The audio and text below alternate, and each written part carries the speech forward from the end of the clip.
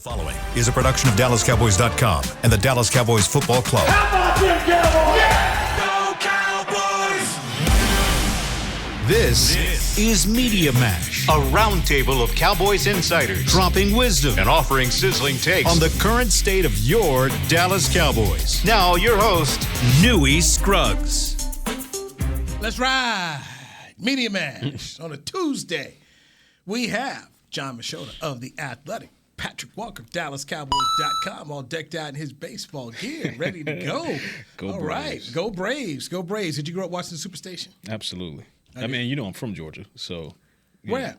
I'm from Savannah originally, but after being born and raised in Savannah, ended up in Atlanta by way of UGA. Go Dogs. You know what? I used to go to school, Pulaski. Oh, Pulaski Elementary. The old Oglethorpe Yeah. Mall, hanging out there, the OG, the Oglethorpe Mall. Yeah, man. Those who know, listen, if you know, you know. My dad was stationed at Hunter Army Airfield, man. Yes, sir. To go play football games in Fort Right, Stewart. yes, sir. Right off and of John, White. one team we played against had one Michael Strahan on there when I was about 8, 9 years old. Comes to find out my dad was like friends with his dad. Right off of White Bluff Road. Yeah, White Bluff, baby. I'm telling you. Yeah, man. And Skybow Road. And, Yeah, man. Yeah, now Savannah's. That's my stomping ground. I love that city so much. Name a child after it. Savannah's. Nice. My daughter's Okay. named after Savannah. Love so it. yeah, man. Nice. Great spot. It is a great spot, man. If you ever want to look, I want a vacation, but I kind of want to get away just to not do the regular thing. Savannah, Georgia. Agreed. Very, very under low key, man. And not bad eats either. Tremendous eats. Oh, yes. Yes, man. Seafood, Yes. right out of the water. Old Savannah State Tigers. Like I'm like one of the few people that have been to a Savannah State Tigers game and understands it. That's where Shannon Sharp, the Hall of Fame tight end, went to. That's so a fact. Yes. Shouts out to Shannon. Yes. So I grew up watching Rafael Ramirez turn 2 with Glenn Hubbard. He threw it over to Bob Horner, or was it third before he went over to first? I remember when Dale Murphy was a catcher. Look at Dewey. Yes. So I grew up on Braves baseball. Okay. Well, a lot of people. I mean, I'm younger than you, but growing up in Detroit, I mean, everyone gets TBS. Yeah. And Smoltz is from kind of the area where I grew up in, so it's like those games were always on TV when you had that run that they had throughout the '90s. So yeah. Yeah, see, I unfortunately watched the '79, the '80s, but it was bad. I watched a lot of bad baseball. So, anyway, hope your Braves do it one more time. Yeah. Hopefully they run it back. A little bit of a rough start against the Phillies, and kudos to the Phillies. They come out with a hot start, and my guys just got to fight back through adversity. Something they are familiar with. So Hope Ron Washington can get himself another. we'll see win what John's Yanks do. They're not my Yanks. I went to a couple of games with Calvin Watkins. I like the Aaron Judge story. I will say this: as long as they're not playing the Tigers, I probably would root for the Yankees. Fair enough. Okay. But I'm a Tigers guy. Yeah, but they're that's just a so big- bad yeah. that it's I don't know, man. Bad baseball is bad because it just goes for so long. It's so many games. Me and Calvin were talking about that the other day. Well, not the other day, but when the Cowboys were in New York, he's like, man, there was a rain delay, and everyone's sticking around because Judge is obviously going for 62. And he's like, man, can you just imagine having to cover this 162 games covering this Yankees team? I'm like, this Yankees team is one of the best teams in baseball, and they have Aaron Judge with his historic run. I go, it's not about them. It's about imagine being the person that has to cover like the Tigers, Right. or some of these teams that are constantly like they're not going to be good for a long time, and you got to still cover all 162. You'd rather cover the Lions than the cover. Absolutely. Yeah. You'd rather Absolutely. Or bad the football is Orioles one- pre-22. Right, yeah. Pre-2022. I was trying to think of another Yeah, really bad team off the top of my Orioles head, but is the yeah, one. that's a Pirates good have one. There you go. struggled, yeah. All Pirates are going to, yeah. Baseball has been such a regional This is thing, the best. and- I'm sorry, but I think football is by far, NFL is the best thing to cover. That's a discussion for another day. For covering? Yeah, for covering.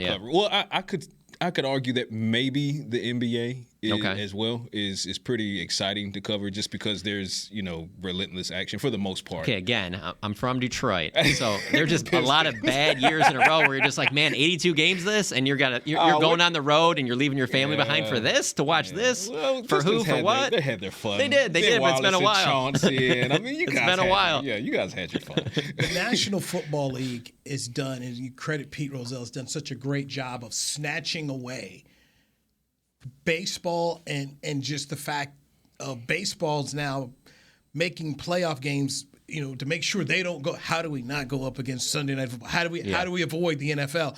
And that's just that's for me, it was different growing up and to see how it's changed here. But the NFL is it. Yeah. It encompasses cities. People care about it. And while the Phillies are in the playoffs right now, the bigger story this week is a regular season No football doubt. game. No doubt. Yeah, that's true. No doubt. Phillies are playing the world champion Atlanta Braves. Yeah. That's true.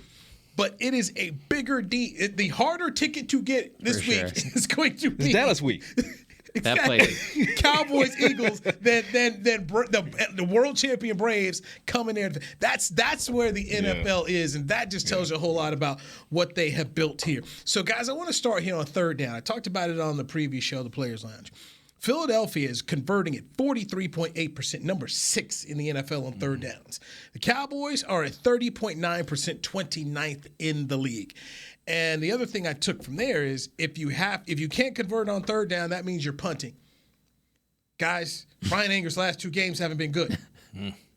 He's got to flip the field. Right. He's got to be able to flip the field Sunday night. I agree, but sports are just funny like that. You can go in all these games expecting it to A plus B equals C, but then just wild stuff happens. There's no way we could have sat here last week and you would have told me, check this out. Cooper Rush is only going to throw for 102 yards. Complete 10 passes. And then they're going to win the way that they win. Like, did you go in thinking on that first series that they would have a fumble return for a touchdown? The Dorrance Armstrong block punt. I don't know. Just this Cowboys team just feeds into that. Yeah, the stats say one thing, but when you watch the way that they play, for some reason, like, here's the other one. You watch that game, and I'm sorry, but when you see Cooper Kupp zigzag for 75 yards, you probably think, man, if you're a Cowboys fan watching that, you're like, This might be it. yeah, we're in for a grind here. 3 plays later, they go, Tony Pollard, 57 yards, answer right back like that. The way that they keep answering, like, so I agree with you that all that stuff matters, especially having a new long snapper. I think that factored into a little bit with Anger. And so that stuff definitely makes you nervous. But, man, I'm telling you, Sunday night, in that place, how hostile that's going to be, I don't know. You can throw the stats out.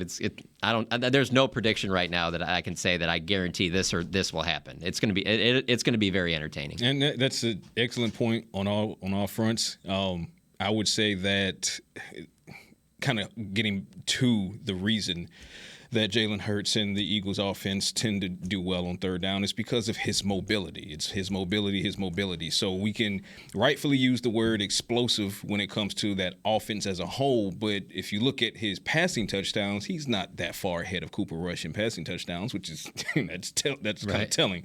Sure. But it's what he does on the ground, the rushing touchdowns, his ability to extend plays. And then once he extends the play, his eyes are both downfield while he's simultaneously trying to figure out if he can blow past you. So if you're a defender, you're going to have to contain. Like, Cowboys are going to have to spy him with whomever, whatever the case may be. But if they can do so, then they flip that third down percentage as far as their defense versus their offense. And then as far as the offense, the Cowboys offense versus the Eagles defense, that's a fight in and of itself.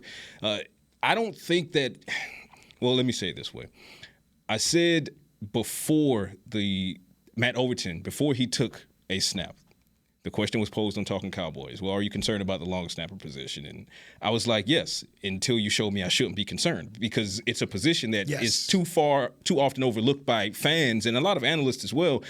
But I don't ever want to hear my long snapper's name. I don't ever want to see what I saw in L.A. with the ill-timed snap. The operation was off because the chemistry wasn't there, because Overton is not McQuaid. And you know, Maher and Anger, and they don't know Overton. They have to learn him. So Overton acquitted himself well for the remainder of the game. Bones Fossil said it was a fantastic recovery. They had some words about it, positive words. But, little things like that. So I think Anger will be fine as he gets more practice with Overton over these next 3 or 4 days. But you don't want to have to punt if you're the Cowboys offense. So you're going to have to figure out how to extend these drives and try to leave Philly with at least a 40% conversion rate, at least 40% on third down. I think that'll give you a chance to steal that win there in Philly. Hostile crowd, to say the least. So yeah, look, we know it will not be easy. But that third down is something that stood out to me because that's where football games are won. Fact. And last week, the Cowboys, offensively, they had some challenges, but they were able to get the job done. Mm-hmm. What won last week in Los Angeles will not win this week in Philadelphia. Safe to say? That's sports. Yeah. That's sport. Yeah. And one thing we talk about is there's 17. There's 17 different chapters. Each chapter will be different. The Philadelphia Cowboys, it'll be different. You've got 2 really good defenses. 2 top 10 defenses going at it, which is why I looked at the punt game. And for me, I think of this as the phase you simply cannot lose this week is special teams. I think the Cowboys defense is going to play well because they play well each game. And it travels. So give me defense and special teams. Then I can get away with scoring one offensive touchdown. We paging Kevontae Turpin, right? Paging Kevontae Turpin. Yeah, this is what you talk about flipping field position. Right. So that's my thing. It's just like, You think the offense is only going to score one touchdown, Newey, huh? I'm just saying. No, you're probably right. I'm just joking. If you're going to do that, then can you get away with one? Yeah, you could do that. You could. May want to add a couple more, but I'm just thinking in terms of, hey, look, this formula they've been playing with so far has been working. You play defense and you play good special teams. We just haven't talked about it a whole lot. Maher's been good. It's been money. Yes, yeah. Maher has been good. Anger's first 2 games were good. Last 2 games, okay. But those are the things that matter. And so I just think in a game like this, on the road, you have to be better than them. You got it's kind of like boxing, I used to love going to boxing matches when I worked in Los Angeles, and when you go on when you're trying to go into somebody else's house, you're gonna have to beat them decisively. You're gonna have to come in there with a couple things, and there's gonna be areas you have to make sure you're on point.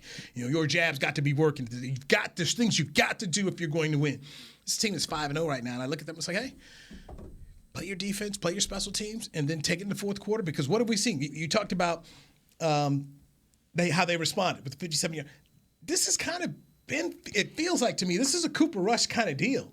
In Minnesota, when we saw him, respond. Let's go respond. I mean, New York. He does a good job of, okay, guys, let's go right back. That to me is a quality. I don't know if it's because he's from Central Michigan up in your area or what.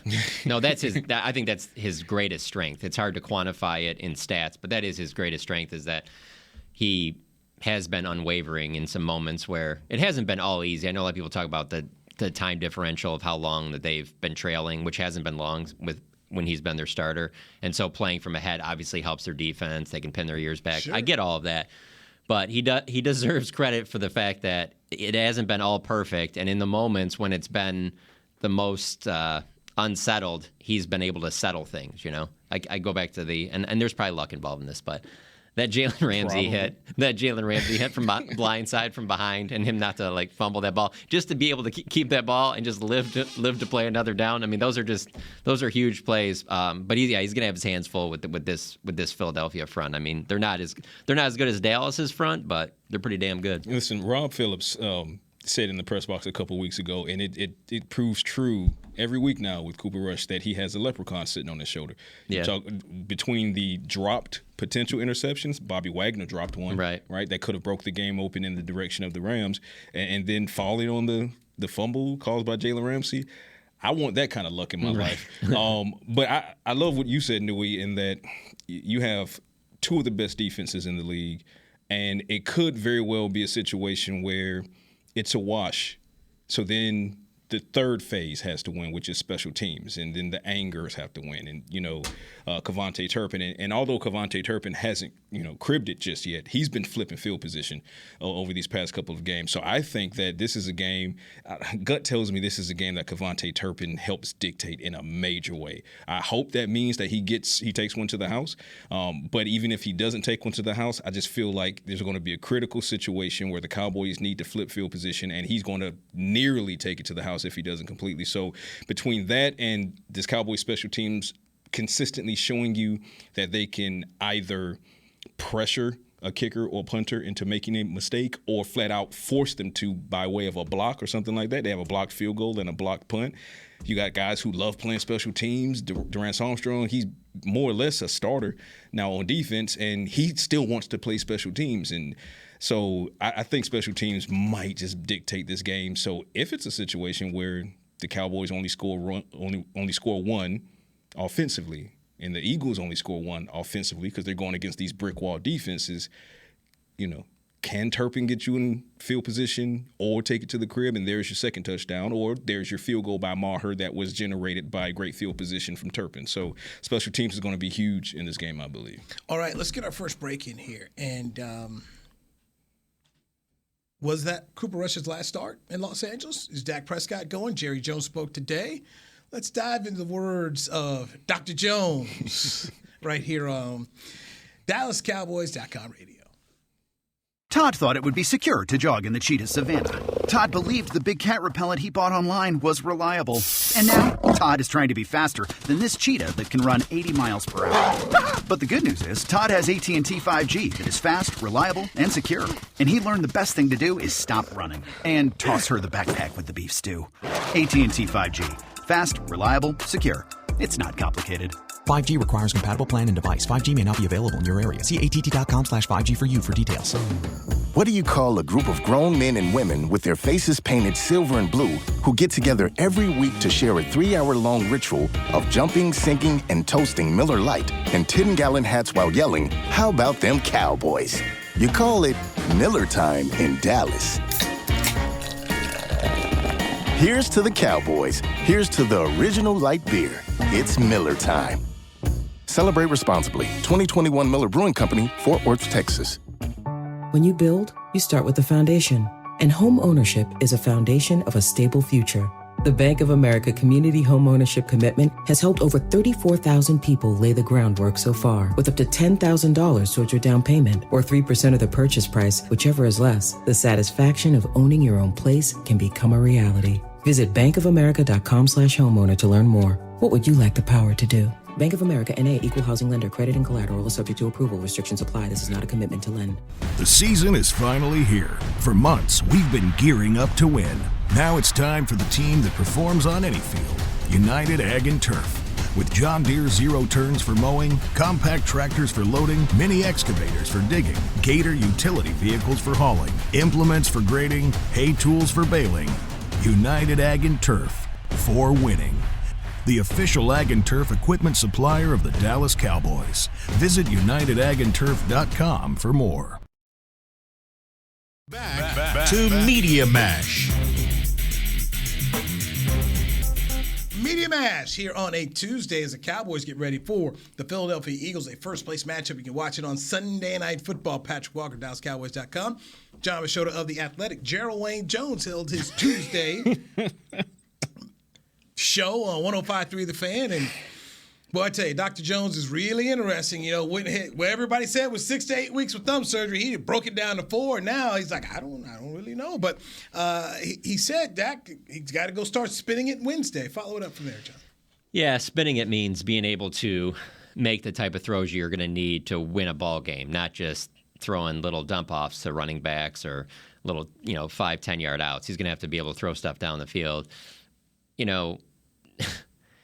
Jerry Jones, the eternal optimist. So when you hear Jerry Jones say that stuff, like he said last week, that to me says just go ahead and forget about Dak Prescott playing this week, and he knows it. I mean, he's hoping for a miracle that all of a sudden he goes out there tomorrow and it's like, man, he's spinning it. Like, this is what we were looking for. He can play Sunday.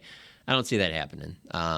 And I know I might be jumping too far ahead, but I think everything is just going to kind of work itself out, and that I don't think Cooper Rush is going to have a very good game this weekend, and I just think it lines up perfect. Dak comes back against probably the worst defense in the league against Detroit, and then they just take it from there and roll. I understand everyone loves the storybook, and he could get the starting job and keep it. No, I think we get back to reality this week. Yeah, even if Cooper Rush goes into Philadelphia, throws 200 yards, a touchdown. What would he have to do in Philadelphia? To do what? To make me believe that it's worth a conversation? Yeah. 400 yards, 4 touchdowns. I mean, he would have to do something. Like Mahomes said he'd yesterday. he'd have to just go. Be Mahomes out there. Yeah. Cooper would have to go absolutely nuts in Philadelphia for me to even entertain. Right. Not saying that it would be enough for me to say, oh yeah, no. I'm saying for me to even be willing to come to the table and hear what you're saying. Yeah. Well, and let me just be clear about this too. I mean, right after the game, Jerry was super giddy that they won, and he couldn't wait to talk about it. And even when he was pressed on it, he couldn't even buy into that idea that he's like, Dak's our starter when he's healthy. Right. So I think it's money on the table. I don't think Dak plays. And, of course, this is obviously contingent upon what we see tomorrow and Thursday and Friday. Mike McCarthy has been the opposite of Jerry Jones in that he's been the eternal conservative guy and saying, look, I'm not a timeline guy. Do I look like the timeline guy? Talk to the doctors. Do I look like the timeline guy? He played perfectly yesterday. From day one of this injury, Mike McCarthy has yet to put a timeline on this. He's saying it has to go through steps and stitches and swelling, and now those two things are behind, and now it's, can he grip it? Yes. Can he rip it? and spin it. That's a whole different story. And the doctors. He said, and the doctors he as kept well. saying yesterday to us, guys, I got to hear what the doctors have to say, which is the smart thing to do. Right, absolutely. Well, it had me thinking about, too, well, at first, with Mike McCarthy, since he's been the Cowboys head coach, I can't think of a player that they've rushed back where I was like, man, that seems like that's too soon. But then I started going further back, and I couldn't think of, can you think of like the last player that you were, I mean, there's no way of proving that they put him out there too soon. Like, there's no way of proving, hey, the Bucs put Chris Godwin out there too soon. Right. But you could at least question, I can't think of the last Cowboys player that was like put on the field where you're like, ugh. Tony Romo, Carolina. Oh, that's a good one. Okay, yeah, that's a good one. That wasn't McCarthy, though. No. But I was saying that I haven't seen with McCarthy, but can you even think of one pre-McCarthy? Oh, pre-McCarthy. But that. Yeah, that's a good one. But I think that was more so Tony having both the competitive fire and the clout within the organization, and the lack of a capable backup. With the huge here, lack of a capable backup. So he went and he said, "Hey, I want to play." And Jerry and Garrett, they looked at the guys behind him.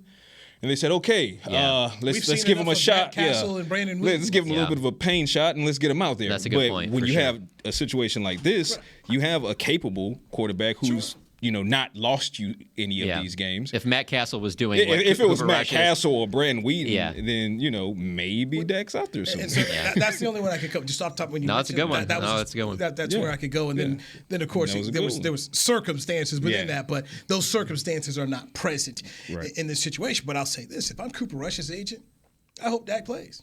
I hope my man's on ice. Yeah. For the rest of the year. So I can go into the market undefeated, left on the high note, and not on the note that John thinks you're going to go out on. Well, I don't think it's going to be like 3 interceptions. Oh my God, this is awful. I'm just saying, I think it's just going to be okay, and I don't know that that's going to be good enough to beat Philly with how Philly's playing right now. Logically speaking, and this also goes to his trends as far as his splits this season. He's not thrown a single 300-yard game. None have been over 250 yards. He's coming off of a 100-yard game passing.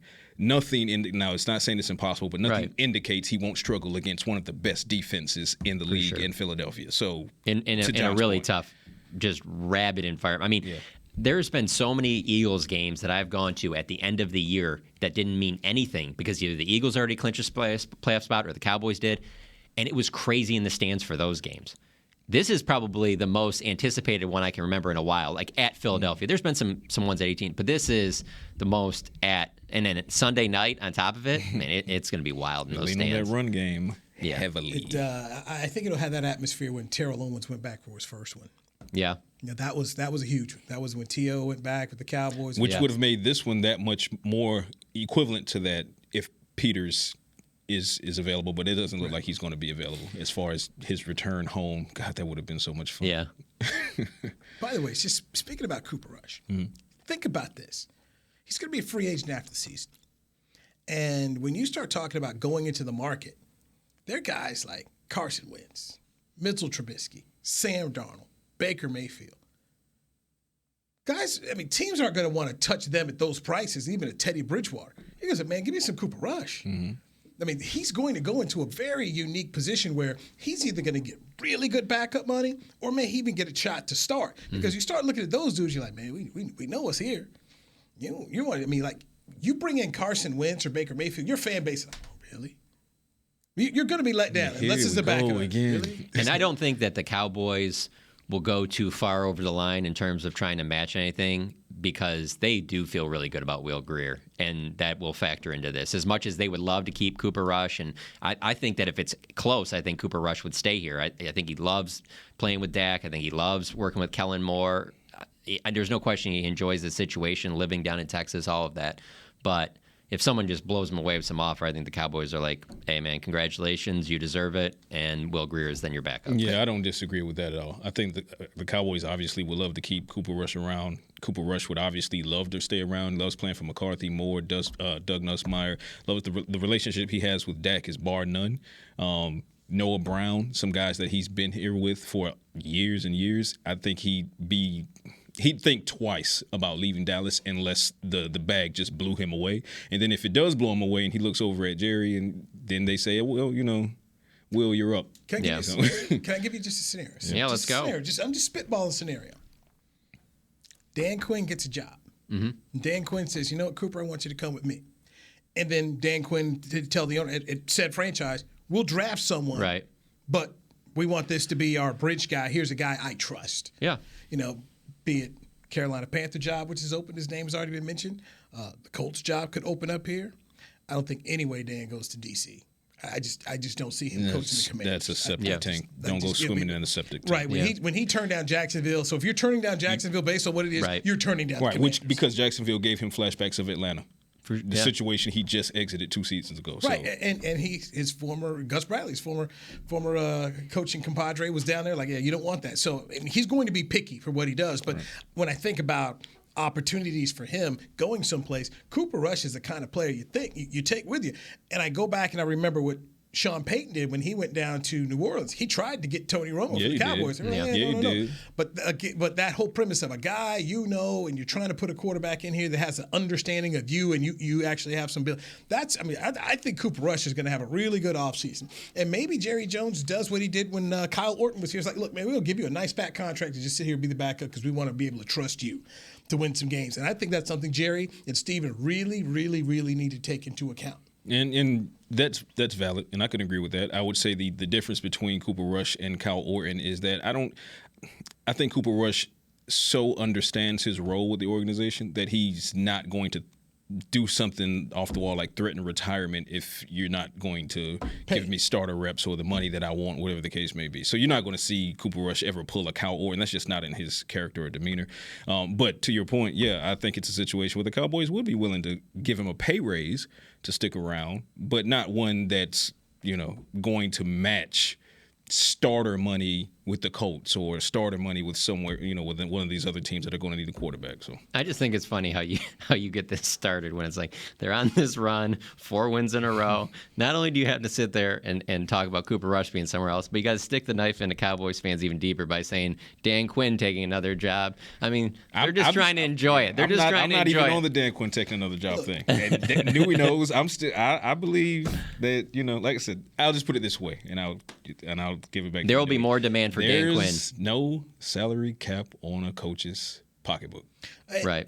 But there's going to be more. There's going to be more interest in him. Oh, yeah, than there will be Cooper Rush. And there will continue to be as long as this defense performs the way it does. But the man who doesn't get hand cramps when writing checks has some say in this. And he did last year. And doggone it, I think I just thought it was funny yesterday because as soon as you get the news out that Matt Rule is leaving, I'm on The Athletic. They put out like a story of like who could be the potential next coach in Carolina, and then I don't even look at the story, but I already see the picture is Dan Quinn. I'm just like, Cowboys fans are gonna love this. Charlotte Observer, first name. Right. Charlotte Observer, as it should be. And we love you, Dan. Right. Hey, look, and stick around. This is not. Ideally, you'd love to keep him, but at some point in time. Sooner or later, he's going to want back in the head seat. Yeah. A man who had the highest odds of winning a Super Bowl during a game who never did is going to want to go back and show, I can do this. Yeah. I can get this done. Mm-hmm. And I just think he's going to be smart in where he goes. That I agree with. I mean, if you're going to this may be that last shot. So make sure it's the right shot. Mm-hmm. And before you go jump into something crazy, you can stay right here, make good money, and be in control of your defense. And the value is just going higher and higher. Right. Absolutely. And so I'll say this. He's now, not only is he going to leave, he's going to leave with some control. Let's say football operations. Right. If David Tepper wants him, he's like, hey, you know what? I want the Matt Rule package. All right, stay right here. Yeah. And, that's facts. At Denver, all right? Denver wanted to hire him. If Denver wants to come back, I need to be in control of the 53. I need to have some things here. Or I can stay right here and get a raise and live really good here. So I think somebody... And coach Micah Parsons some more. Yeah. Yes. I mean, there's... Trevon Diggs some more. I mean... Some Donald Wilson. Josh McDaniels, he went back to New England and he waited. Even when he took the Colts job and set up a staff and had Matt Eberflus, the former Cowboys defensive coordinator, going up there, he went back and was, I'm going to wait. And so what did he get from Las Vegas? Control. They gave him the Gruden package. It seems to be working for all these guys that you keep naming that have gotten the control package. McDaniels, Matt Rule. They need to do more of those, huh? That seems to be working.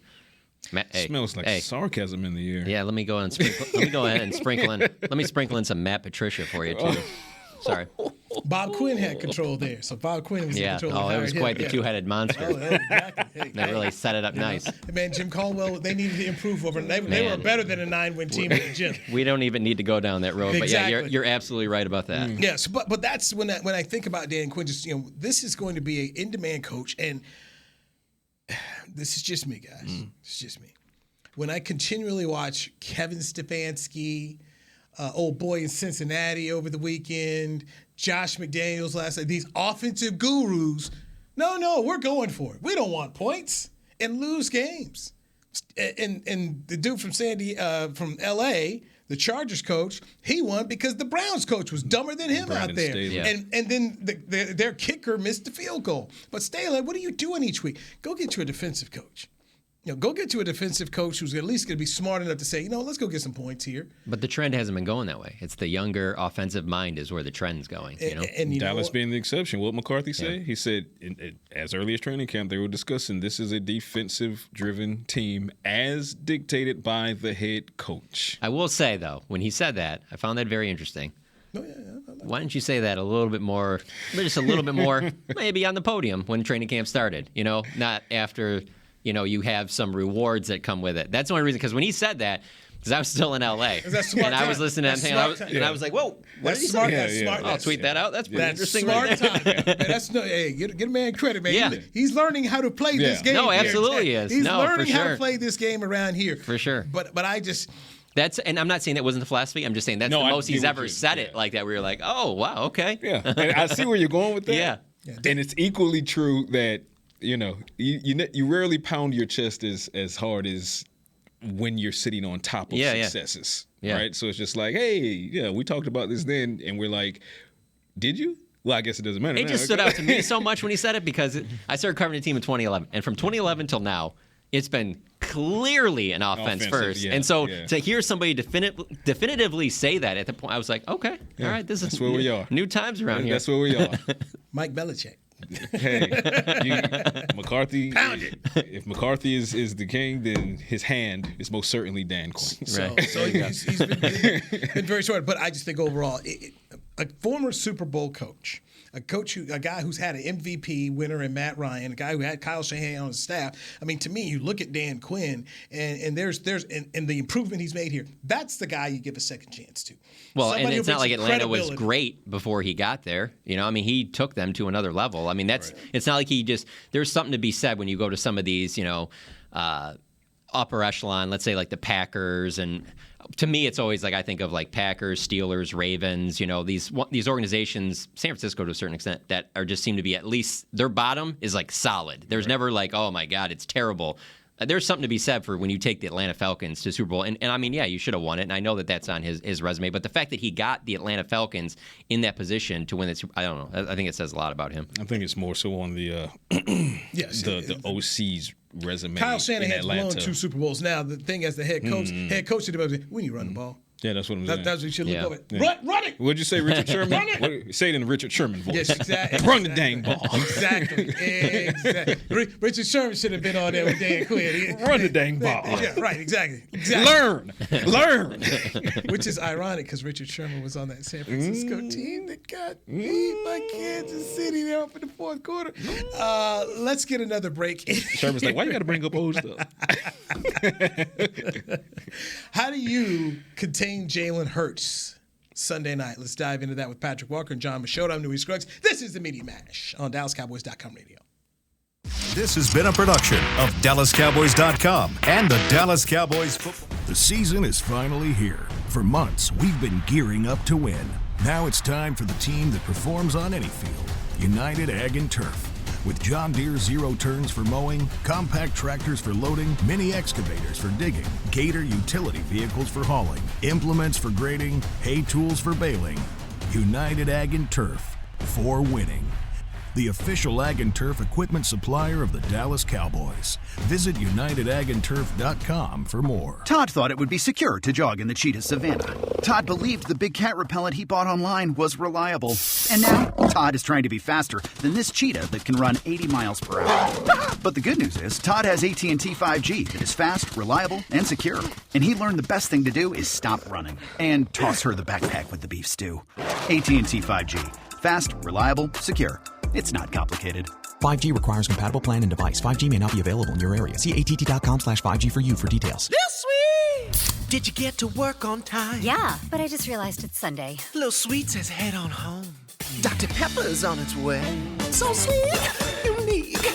Baby, there's nothing better. I bet you've probably done something that deserves a Dr. Pepper. Did you invest your nest egg in an NFT? Yeah, and I don't even know what that is. It's a non-fungible token. Everyone's done something that deserves a Dr. Pepper. When you build, you start with the foundation. And home ownership is a foundation of a stable future. The Bank of America Community Homeownership Commitment has helped over 34,000 people lay the groundwork so far, with up to $10,000 towards your down payment or 3% of the purchase price, whichever is less. The satisfaction of owning your own place can become a reality. Visit bankofamerica.com/homeowner to learn more. What would you like the power to do? Bank of America N.A. Equal Housing Lender. Credit and collateral is subject to approval. Restrictions apply. This is not a commitment to lend. Back to Media Mash. Media Mash. We have our intrepid reporters on their phones, gathering and getting more up-to-date information as we can get it here for you Cowboy fans right here on DallasCowboys.com radio. John Machota, The Athletic, Patrick Walker, DallasCowboys.com. So, Jalen Hurts. Boy, what a smart move by the Philadelphia Eagles to say to Carson Wentz, yeah, we'll eat this money. Go ahead and go. We'll send you to Indianapolis. And they promote Jalen Hurts last year, made the playoffs with him. People don't talk about that enough. They made the playoffs. This year, he comes back. People are like, well, they'll roll with him, but, they got a bunch of draft picks so they could draft a quarterback. He's not the guy. Most people were saying he's not the guy. He is now a top 3 MVP candidate the way he's playing right now. The Eagles, the last unbeaten team here. So, John, how do you slow down Jalen Hurts if you're Dan Quinn and the Cowboys Sunday night in Philly? Oh, you got to make him throw. You have to make him beat you with his arm. And to me, and I haven't watched every one of their games, but to me, he looks like a guy that went in the offseason and had a significant chip on his shoulder and it was like, I'm going to show you that I can win as a passer. And I think he's better in that area. He's certainly a winner. We've seen that all throughout his college years, and then now since he's gotten to Philadelphia. I mean, he's a good player, but I think the greatest thing he does is use his legs, and it just changes games with the impact he makes with his legs. And so you have to take that away. He might go out there Sunday night and beat you with his arm. I'm not saying he can't do that. They've certainly put weapons around him that could be that could be exactly what happens. But I think you got to take away the run, and they run the ball well, not just with him, but he's obviously a huge part of it. If you can take away them running, and you lose because he beat you with his arm, I think you just tip your cap. I'm right there with you. If I walk into Philadelphia as a massive underdog and I lose because, Jalen Hurts put up 375 and 3 touchdowns in the air with none on the ground and only like 20 yards rushing on the ground, okay, what can you do? Let's move on to the next game. Because Jalen Hurts has shown not only a proclivity to run, but that's his strength. Far and away, that's his strength, to keep the opposing secondary and, more importantly, your linebacker unit off balance. Because if your linebackers are trying to guess if this is coverage or should I, clamp down, should I go down, whatever the case may be, and you do, and he throws it over your head, or then you over pursue, and then he runs right past you, changes the angle, then you're dead. You're dead in the water. And plus, the more you allow Jalen Hurts to take off on the ground, the more the clock becomes the 12th defender. But you need that to be in your favor. You want to be the team in the Cowboys that use the clock as the 12th defender by running the ball and leaning on Ezekiel Elliott and Tony Pollard. But your offense is going to be sitting there filing their nails if you continue to let Hurts just dominate and extend drives on the ground. So I'm putting a spy on Jalen Hurts. If I'm Dan Quinn, I've seen enough from my front four and the rotation in my front four. I feel like they can win their matchups on a consistent basis. Maybe not every time, but on a consistent basis. Keep contained, apply pressure on the interior, that flushes him out, and then whomever you have spying on him, pursue him to the sideline. Okay, so these are the things defensively. What about the Cowboys' best defender, Micah Parsons, dealing with the groin issue and his ability to be 100%? Adrenaline clearly got him there in L.A. You guys were there out there. I didn't go to SoFi. Dude is not human, man. So I'm assuming just by watching TV when you guys talked to him after, there's probably some pain, but there was definitely the adrenaline factor. How did they get him ready for this one? Yeah, so I think he'll be ready. I think he'll play. What was interesting is after in that second half, Dan Quinn used him in more of a way where it was, hey, third downs, pass rushing situations. We're not going to be messing with you at linebacker anymore. We're not going to. That just doesn't make sense with the injury that he had. So when that was going on, I went and looked back to where did he line up last year against Philly, and then I completely forgot. I'm like, oh yeah, he didn't play in that last Eagles game. Right. So in the first one though, 33 snaps were on the defensive line, and then three were at linebacker and one at safety. So safety Michael Parsons. So I don't think you're going to see that in this game. But going into this season, I would have told you Michael Parsons is going to be a linebacker in this game. He's going to be a little bit more of that spy. But now I kind of feel like they're going to keep him as an edge rusher, and they're going to make one of the safeties, be it Jaron Kearse, Donovan Wilson, the spy on Jalen Hurts. I think that's your best play there. Because both those guys you never take off the field. Right. So. I think what they need to do is I don't care if Micah Parsons does not take a rep in practice this week. Right. You need him as close to 100% as possible. That's what Danny McCray talked about. He's like, practice? What practice? Practice. If it were me, and I would simply say DNP, questionable, and then see you on Sunday, and see you on the plane on Saturday. They said limited. That's what they said. Okay, fine. Limited because he does some rehab work to the side limited. with Britt. But that's fine. But I don't care if I actually would keep him out of team drills and likely individual drills, because Micah Parsons is not necessarily the guy that you need to violate the risk reward there. You know that he's going to be a gamer when it's time. But you don't want to risk that with a groin injury of all injuries. So DNP or limit him the entire week so that he can be as close as possible, because that's who you want to spy Jalen Hurts. Jalen Hurts has some speed. He's not going to run a 4.2 or anything, but Micah Parsons is faster than Jalen Hurts. But a groin, though. I don't know if I would. And that's why I wouldn't practice him this week. I don't know, man. Even if I'm throwing him out on the field. But I do like possibly using Jaron Kearse. I think that length will come into play. So stay right there. You don't want him on the field. I like that. He played at his best after he got injured. You know what? And who else I'd also like? Particularly, I probably wouldn't have said this in regards to Jalen Hurts prior to what I saw in Week 5. I know what you're going to say. Go on. Anthony Barr. I knew you were going to say that. Anthony Barr. That sideline to sideline quickness was on full display. You know what I thought of when watching that game was I thought of back in training camp when I think we only talked to him one time, and it was kind of like, oh, they added Anthony Barr. It's interesting, whatever. He'll probably just be in a little bit of handful of packages. That is one of their best off-season additions. It's crazy how much, not only how well he's played, but how much Quinn has trusted him, how many snaps he's been out. I did not expect Anthony Barr to play as well as he's been playing. And the way he played against Los Angeles, that gives me confidence to say if Micah Parsons' groin injury is any issue when using him as a spy on Jalen Hurts, I would look right at Anthony Barr and say that thing you did several times in Los Angeles, do it again. Beat Jalen Hurts to that sideline. That was my thing, was just when you said Jaron Kearse, because who's covering the tight end? Yeah. If you have Jaron Kearse spying on Hurts, because Dallas Guard's a good football player.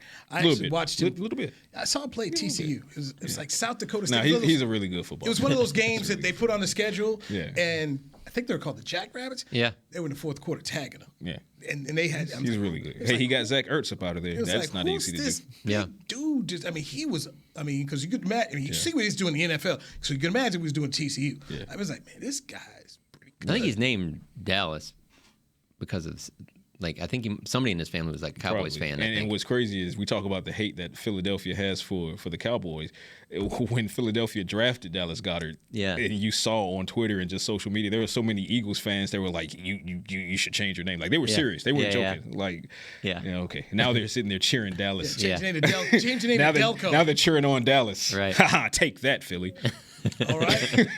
We're out of time, but fun conversation as always. Patrick Walker, thank you very much. Check out his work at DallasCowboys.com. You can always find John Machota's work over at The Athletic. I'm Newey Scruggs. This has been the Media Mash. We'll do it tomorrow, 3 o'clock Central Time, right here on DallasCowboys.com radio. This has been a production of DallasCowboys.com and the Dallas Cowboys Football Club. How about this, Cowboys?